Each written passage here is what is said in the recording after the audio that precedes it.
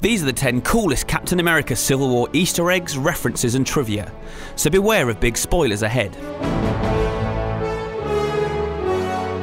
The movie is only loosely based on the Civil War comic, but it does retain the cover image from issue 7, which is beautifully brought to life in the film's final fight. And if you're a fan of comic covers making it onto the big screen, check out Ant-Man standing on Hawkeye's arrow for Avengers number 223, which is the basis for one of the best moments in Civil War's huge battle royale. The film beautifully ties up the Captain America story that kicked off with the first Avenger, and there's a nice callback to a line that appears twice in that film. I can do this all day. I can do this all day. I can do this all day. Daniel Bruhl plays Civil War's Zemo, but he's very different to the Baron Zemo of the comics, being neither a Nazi nor a Baron. Instead, he's a Sokovian colonel avenging the death of his family.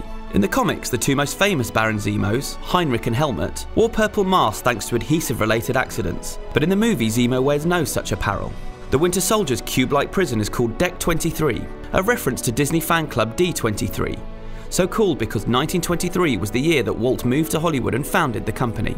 There are hints at Black Panther's supernatural powers in the film. Shortly after his father is killed, T'Challa tells Black Widow that death is not the end. In the comics, the character becomes King of the Dead, enabling him to channel the knowledge and power of previous Black Panthers. And if you're wondering about the shaven-headed woman who has a tense exchange with Black Widow in the film, we reckon she's a member of the Dora Milaje, an elite all-female squad that guard the Wakandan king. On the cameo front, Jim Rash plays an MIT faculty member similar to the dean he plays in Community. Can I be perfectly honest with you guys? I think I went too far with this one. Which Civil War directors the Russo brothers worked on throughout the early seasons. As for Stan Lee's inevitable cameo, it happens at the end of the film when he plays a delivery man who gets Tony Stark's name wrong. That is dangerously arrogant. In the Civil War comic, Iron Man and Mr. Fantastic build a prison in the negative zone to incarcerate those who don't sign the Superhero Registration Act. In the movie, there's a penitentiary that's more akin to the Raft, which first appeared in Alias number 26. While that prison was filled with supervillains like Baron Zemo and Purple Man,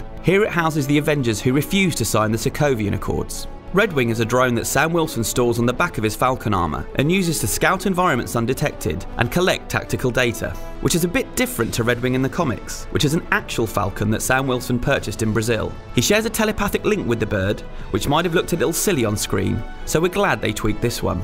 Near the end of the film, Tony Stark calls Bucky Manchurian Candidate. That's a reference to Richard Condon's 1957 novel of the same name, which was also turned into a pair of acclaimed movies. The story revolved around Americans being brainwashed and used as assassins, much like the Winter Soldier. Spider-Man also references The Empire Strikes Back during the airport brawl, taking down Giant Man via the same tactic that the Rebel Alliance used on the AT-ATs during the Battle of Hoth. In the comics, Vision and Scarlet Witch get together, the pair falling in love, marrying, and even having twin boys, who turn out to be shards of the soul of a demon, obviously. While they haven't got to that point in the movies, there's definitely chemistry between the pair in Civil War, and hinting that romance might be on the cards in a future film. So those are our 10 favourite Civil War spots, but let us know yours in the comments below.